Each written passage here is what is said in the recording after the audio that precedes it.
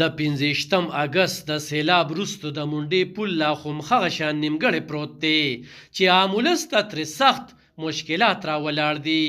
خو اوس د بازو میاګانو په مشرۍ کې د کلي خلکو په خپلو خرچو عارضي پل جوړ کړی دی، خو انتظامیه وایي چې دا یې لا قانونه کار کړی دی. خو سوال دا دی چې نه خو یې حکومت په خپله دغه پل جوړوي او نه یې ولس ته پرېږدي. 15 میاشته تقریبا چې نه مونږ له دا اے سی ډي سي راغلی دی، صحیح ده، نه مونږ له ام پی ای راغلی دی، نه ام این ای راغلی، نه انور تاج راغلی دی، نه خالد خان راغلی دی، نه زمونږ چې د کلي کم ناظمان دي او دغه دي دا یو قسم نه دی راغلی چې دا وګوري چې یاره د خلکو ته څومره تکلیف دی. کم از کم لکه 4.5 لکه روپۍ دا زموږ ولګېدې، دا د میا صاحب ولګولې، د مختلفو نورو کسانو ولګولې.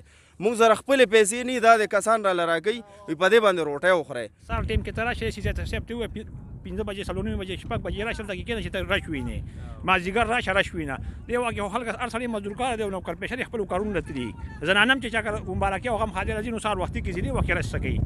دغلته عارضي پل لپاره په اوبو کې د ګټو پیلرې جوړې کړې شوي او تختې پرې ټک وخي او دا ګام یې ځکه اوچت کړو چې خلک به په کشتو کې په کرایانو تلل، د څه له وجې چې ولس د تاوان سره مخ و.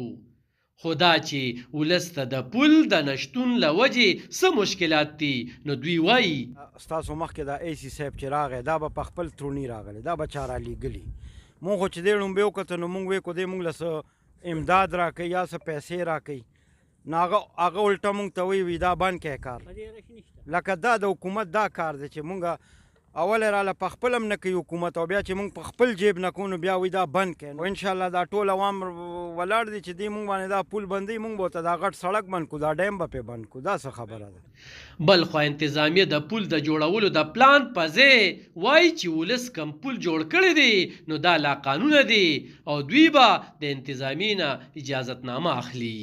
اوس هم که تاسو غیر چاپېره وګورئ نو دومره رش نشته د پسنجر چې یاره هغه دا کشتۍ دارې ټولې ولاړې دي.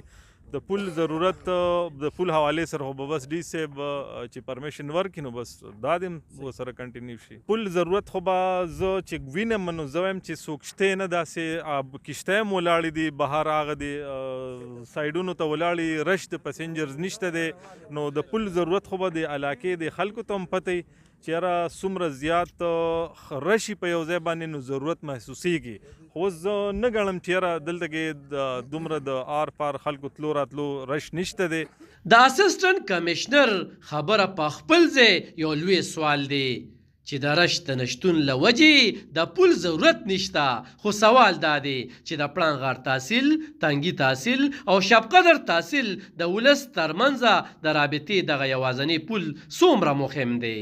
د کیمرامین یاسر خان سره علب خان شیرپو، خیبر نیوز، منډه.